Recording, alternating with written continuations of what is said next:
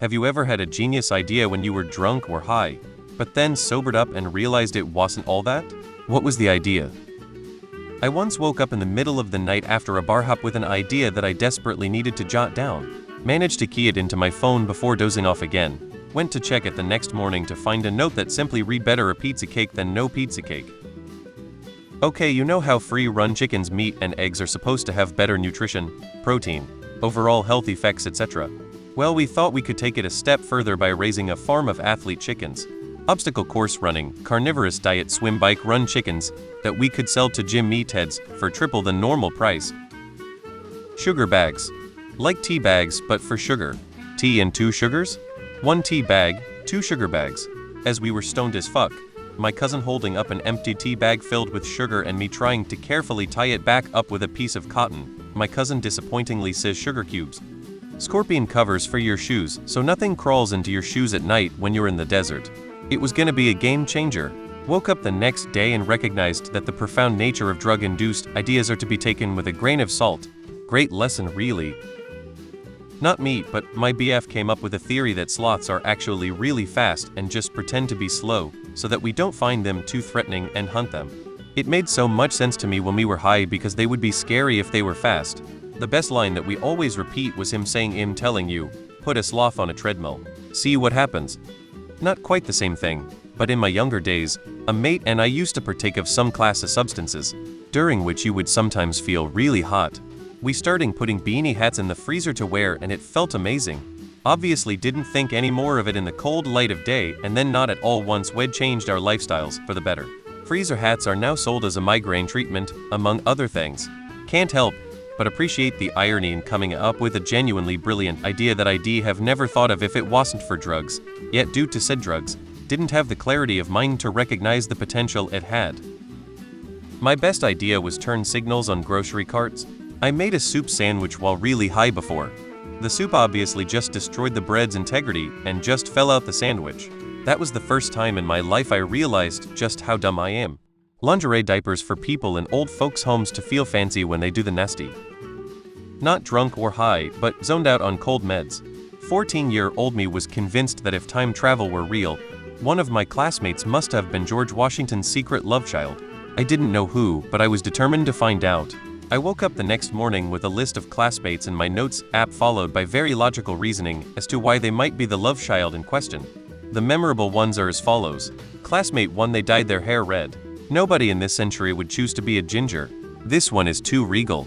Who the fuck curtsies when meeting a teacher? The spawn of Washington, that's who. Classmate 2, their accent is British. Sus. Bad vibes. That man will cut down the tree in my backyard and lie about it. Classmate 3, very interested in boys. Too gay even by modern standards. Must be Washington's son. Scorpio vibes. I still have no clue what the fuck I was thinking. My thought process was seriously fucked. I once had an idea when I was stony baloney that we could release audio books. Not as we know them currently, but the sound of books being written, the sounds of Moby Dick being typed out on a keyboard, or written with a pen on paper that you could follow along while reading it. Not exactly the same, but one time I took some mushrooms and knew why everything was the way it was. The universe made sense and I knew my place in it.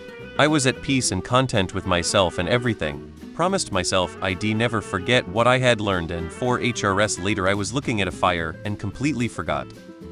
Readers of these threads may be amused by the following anecdote from Bertrand Russell's A History of Western Philosophy. William James describes a man who got the experience from laughing gas. Whenever he was under its influence, he knew the secret of the universe, but when he came to, he had forgotten it. At last, with immense effort, he wrote down the secret before the vision had faded.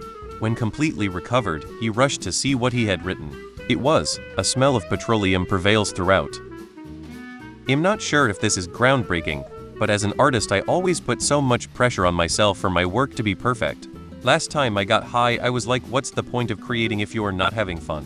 Letting go of perfectionism, and embracing the radical self-love that comes with fucking up, especially fucking up with really expensive art supplies, was profound for me. My plan for world peace was everybody everywhere, stop doing bad things and only do good things. Forever. Starting at midnight I still think it could work, to be honest. I once woke up in the middle of the night with an ingenious idea that I just had to write down in a note on my phone. The next morning, I read the note and all it said was, "For us, oh for us." Calling my boss at midnight to explain to him why I was late to work the previous morning, unfortunately did not realize how bad an idea this was until I woke up sober the next morning. I was convinced I had the genius idea of creating a social platform to share pictures, stories, and keep in contact with friends, which was going to be wildly successful. The next day I remembered Facebook exists.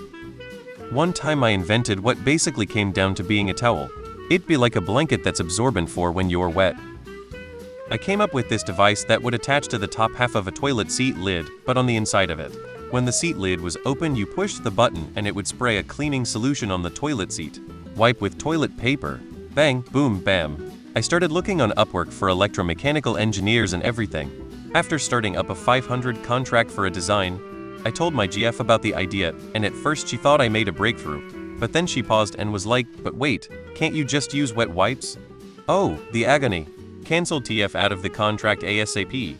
Engineer was cool about it though. Lol. Umbrella vending machines. On the platforms of small train stations, at bus stops, at Metrolink stops. A vending machine that sold cheap umbrellas, ponchos. So people who were having to walk after getting off the trambus train would buy them to stay dry. I was eating some snacks out of a bowl and had the genius idea to invent a bowl with taller sides and a handle, so you could fit more snacks into it and hold onto it easier. Sobered up and realized I had, in fact, invented the mug.